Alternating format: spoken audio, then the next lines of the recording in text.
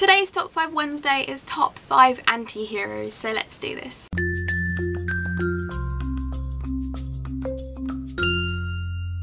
Hi everybody, it's Lydia here. So an anti-hero is a central character of a book who doesn't have the usual kind of characteristics of a hero, basically.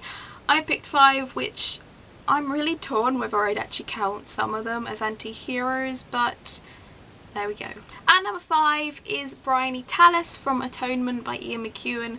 I don't even know if she counts as a hero, let alone an anti-hero, but I kind of think she does. She's a central character of a book, and she's, I don't know, anyway. Basically, for those of you who don't know and haven't read this book or seen the film, it's about a girl named Bryony who, when she is very young, she tells a lie, and this lie has massive repercussions on the lives of her sister and her sister's friend, and it affects their entire lives. And the book is told in 3 separate time periods: when they're young, when she's kind of late teens, early 20s and the Second World War is going on, and then when she's a lot older and she's in her sort of 70s or 80s. So the reason I think she's an anti-hero is because she does this really crappy thing when she's a kid. But she's a kid, and even though she is a reasonable age, I think she's 9 maybe? 13, okay. So she's 13 and she says this thing which causes horrible stuff to happen, and yeah, it's stupid. It's a ridiculously stupid and horrible thing to do, but she spends her whole life really trying to make up for it. And she was 13 when she did this, and yeah, it's awful, but she was 13, and she, you know, when you're that age you do stupid things, and it just so happened that she did a stupid thing that affected people's lives.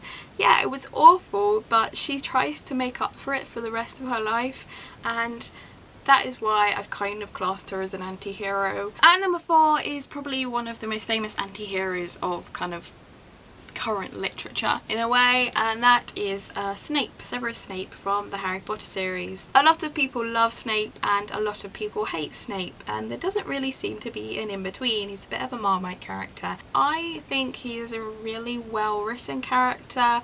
I don't necessarily think he's a good character. I think what he does for selfish reasons, and I don't know, I think there are arguments either way and people get very heated around this discussion, but I think he's a good anti-hero either way, so he is number 4. And number 3 is Frodo Baggins from The Lord of the Rings. I just think he has an amazing character arc throughout this book, and the way he changes from the beginning of Fellowship all the way to the end of Return of the King, it's just so well written, and he doesn't want to be there, but he knows that he has a responsibility, he knows it's the right thing to do, and even though he is just so completely underprepared and just doesn't seemingly seem at all like the right person to do this, he does it, and I love him for that, and Sam for going with him. They're kind of a combined package, because I think neither of them could have done it without the other, and yeah, so Frodo / Sam is my number 3. At number 2 is Sheva from Les Miserables by Victor Hugo. A lot of people, especially if you've only seen the musical, a lot of people think that he is the bad guy, and he is not. He's just trying to do his job. He is just very religious, you know, he has set beliefs, he has set ideas about the world, and yeah, what Jean Valjean does, stealing a loaf of bread, you can't go around stealing, you can't go around breaking people's windows, you can't do that. So Sheva is within his rights to want to arrest him.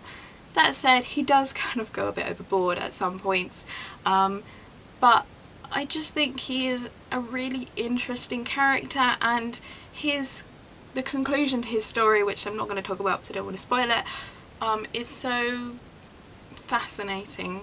I'm trying to pick my words carefully here. I just think he is one, if not the most interesting character in this book, and considering it's a massive book that is making my arm ache a lot right now just by holding it up, that's a lot of characters, and he is my favourite out of all of them. And at number 1 is S from S by J.J. Abrams and Doug Dorst.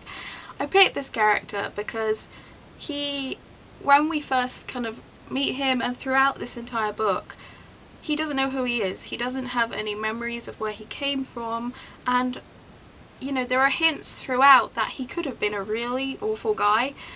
He could have been involved in this horrible stuff.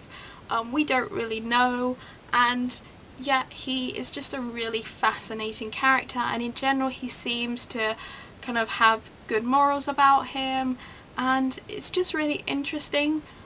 This whole book is interesting. I really love it, and I do actually want to reread it this year, because even though I only read it at the end of last year, it is one of those books that you could read 20 times and just see a million different things from it. So he is my #1 anti-hero. So that is it for today's top 5.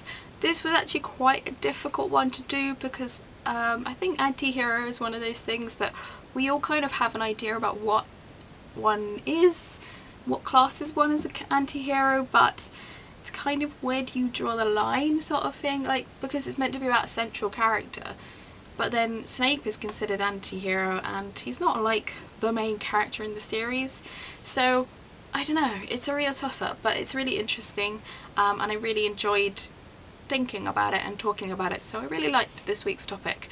Anyway, I'll be back tomorrow with another video, but until then, bye!